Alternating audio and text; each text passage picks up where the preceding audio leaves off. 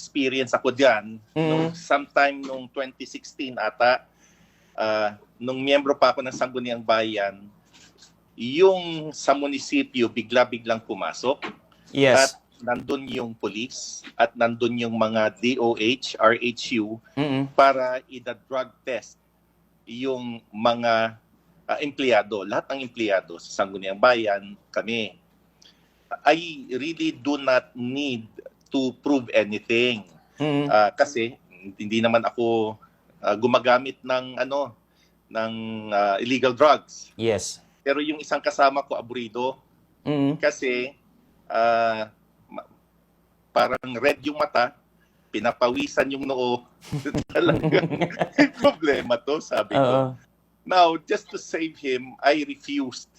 Kasi because he also cannot undergo the same drug test. Baka mako-compromise siya eh. Pero kinuyog kami ng taong bayan nun. Panahon ni Duterte yun eh. Pero just to prove that I am not a drug user.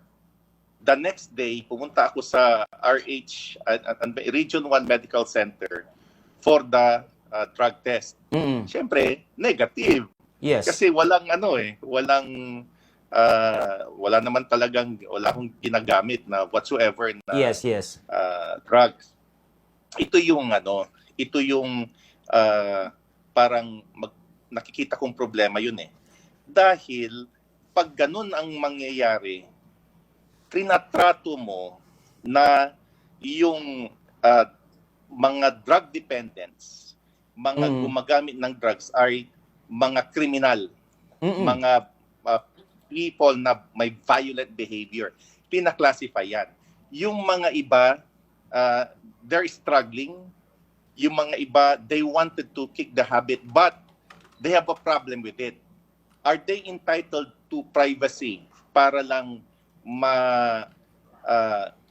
yung struggle nila would be kept in private even if they wanted to be out of habit? Ano mangyayari dyan? It will be a shame campaign. Hindi ka na nagdi-distinguish doon sa mga pushers, yung mga drug addicts, mga drug dependents, those who are struggling, those who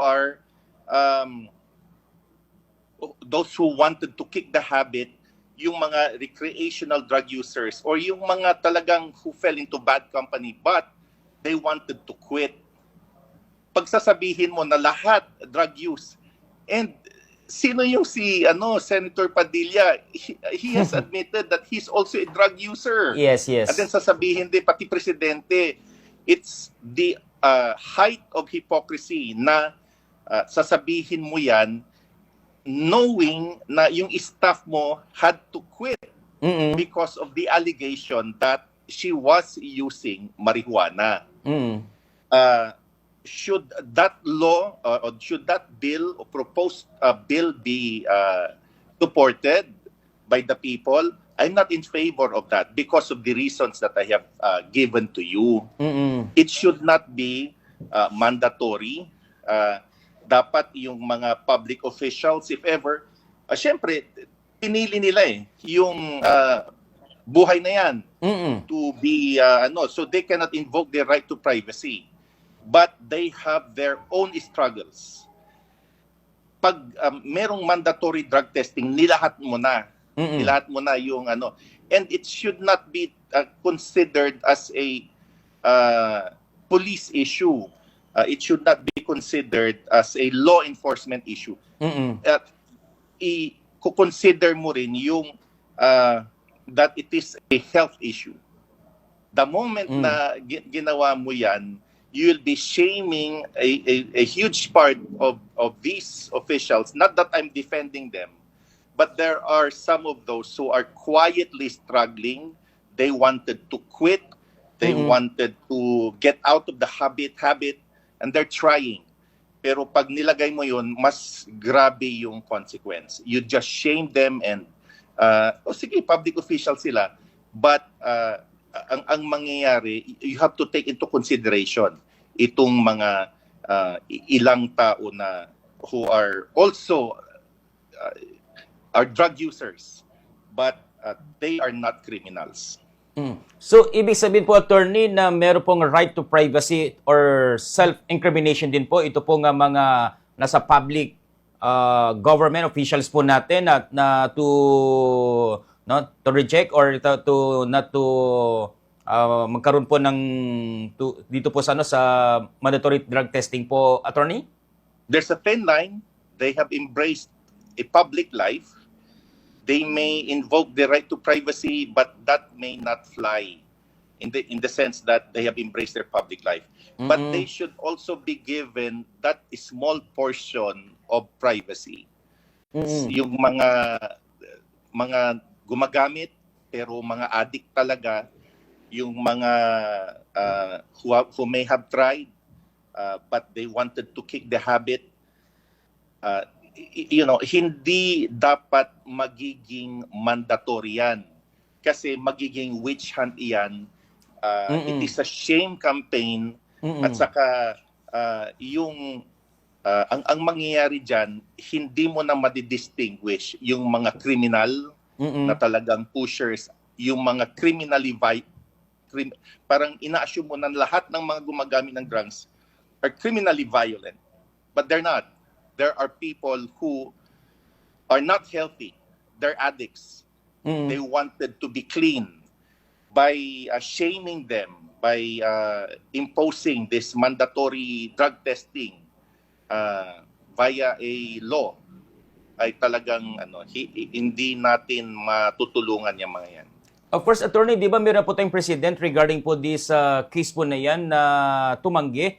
Or kaya po ay yung pong, kasi parang naalala po natin, may mga political candidates po kasi na binigyan po ng mandatory drug testing. Pero yung pinideclare po ng Supreme Court po, attorney. No, it is a unneeded requirement. Noon, magfa-file ka ng certificate of candidacy, sinabi ng COMELEC, kailangan na may drug test, in bill of health ka, magpapa-drug test ka na so lahat nagpapa-drug test. Pero yung mga iba dinadaya, yung mga iba hindi naman talaga yung totoo yung drug test nila. It is an unneeded imposition na wala naman sa Constitution.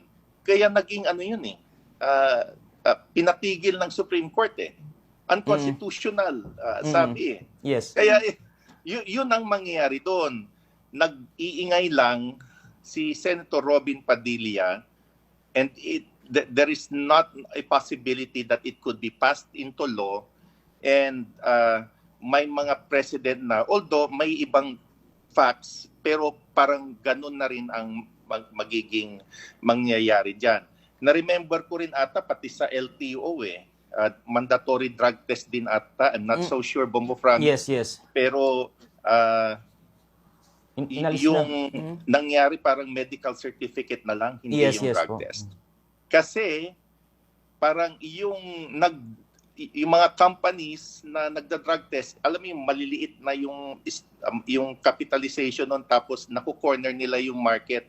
Sila yung yumaman, naging source tuloy ng corruption. Opo. And attorney, sa puntong po na yan, binanggit po ninyo yung pagiging to politicize po ito na magiging armas, witch hunt, and then na rin po dito nga po sa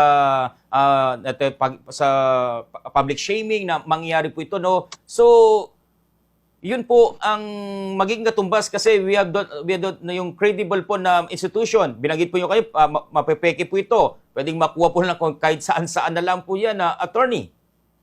And then he is requiring the president to undergo drug test. It is a shade against the president who was also accused sometime in the past of having experimented with illegal drugs. That is a shade thrown by the good Senator Robin Padilla, when in fact he has also admitted na gumamit din siya noon. Galing Baguio siya doon sa SLU ata. And then at one time in his interviews na gumagamit din siya. Kaya ganun ang mangyayari. But may mga constitutional challenges ba? May legal challenges? Ang Yes. challenge dyan, pag hahain na yan sa Senado ni Senator Robin, hindi yan papasa. Hindi rin papasa yan sa House of Representatives. So sa tingin po talaga ninyo, attorney, no, nag-ingay lamang po ito dahil nga po sa nangyari po sa kanya pong staff at never mo talaga naman na may ipapasok bilang isa pong batas po ito at maamyendahan na atin naman pong Republic Act 9003, ang ating Comprehensive Dangerous Drug Act of 2002, attorney? Damage control lang yan. Damage control. But he will never have the votes sa Senado. He will never have the votes sa House of Representatives. Parang yung proposal din ni Senator Panfilo Lacson na pag public official ka, automatic na nag-sign ka na ng waiver ng bank accounts mo. Hindi yan feasible kasi may asawa ka. Bakit? Pag may asawa ka, usually mga joint account o di pati yung asawa mo madadali. Tapos it will wreak havoc to the banking system ng Pilipinas. Kasi yung mga iba, yung mga pamilya nila, they're holding the money in trust, talagang mas maraming problema. At saka meron na tayong batas. Pag ang isang tao ay accused ng graft and corruption, may remedy na i-forfeit yung mga kino-consider na ill-gotten wealth if yung earning capacity niya ay taliwas doon sa mapuprove na nasa bangko niya.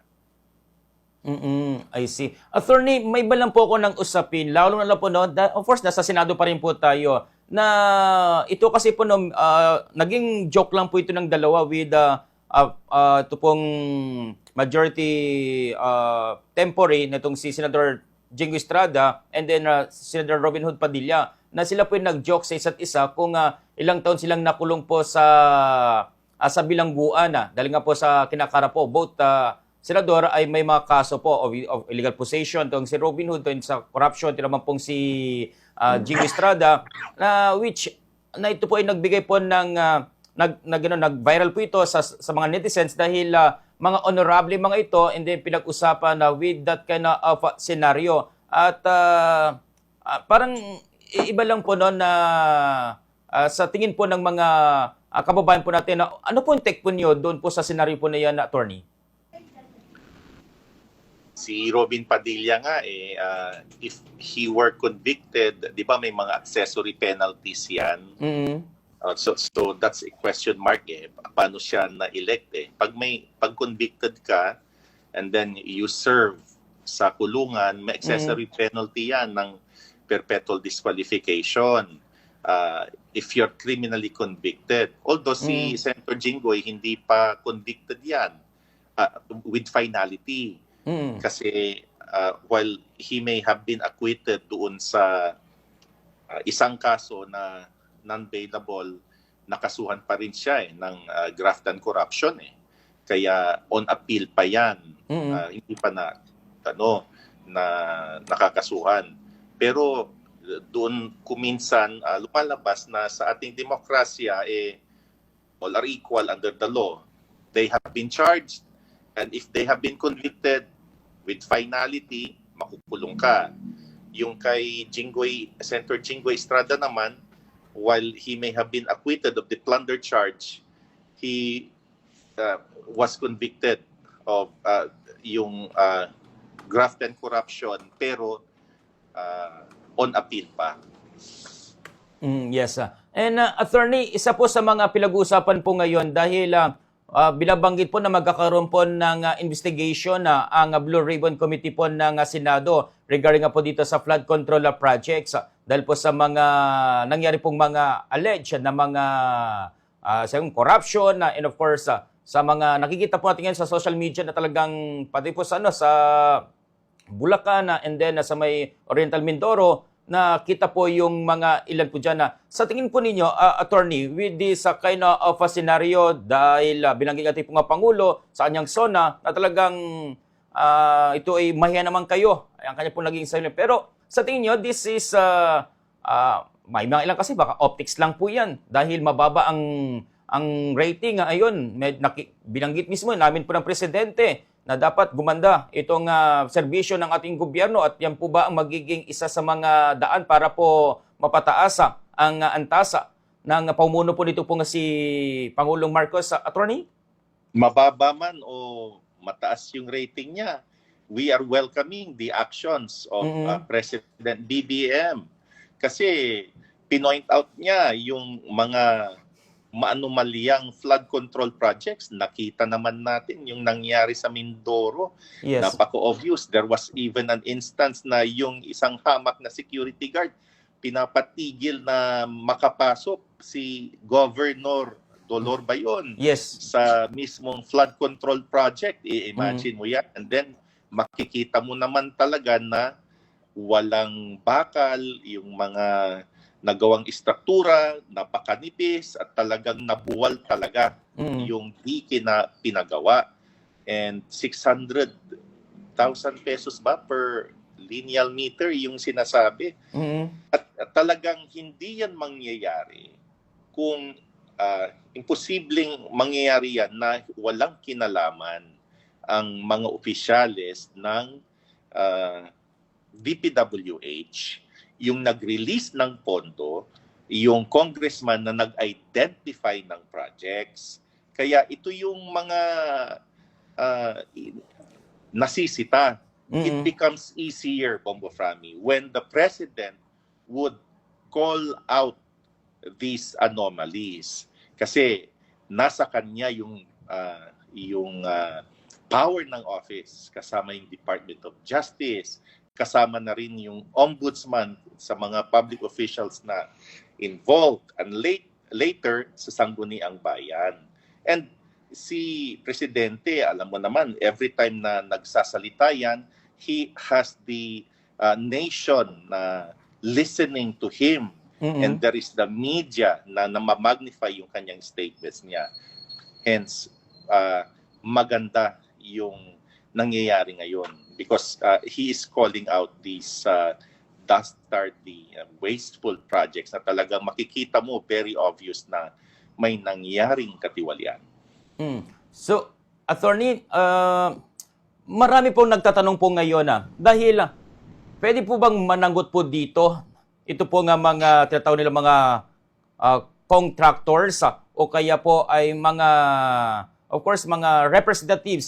Pero yung binabanggit nga po ng ilan na may mga percent sila, may mga may mga commission pero yan naman po ay wala pong mga resibo eh. So mga contractor po managot po dito na as usual at not the elected official na binabanggit na may mga tongpats or kay may commission kickbacks with the projects they have in their district po, attorney. Kung na-remember mo natin yung Napoles saga, there was an insider who testified, si Ben-Hur Luy ata yun. At meron siyang resibo.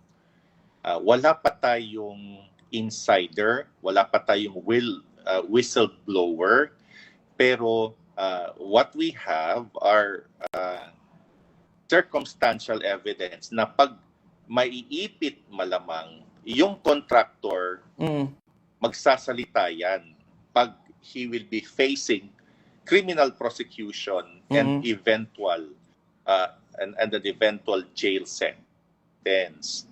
Kaya as of now, sige, dedemanda yung contractor. Tapos administratively may liability malamang ang ipapataw sa mga DPWH officials who may have granted the project, who may have approved the project, and pero madadali din yan kasi yung sa COA meron ding post-audit yung mga yan. At pagsasabihin ng COA na hindi angkop yung ginawa nila, mangyayari may administrative at may mga criminal complaints na ipapataw, ihahanda laban sa mga taong involved. Thank you for having me. God bless you.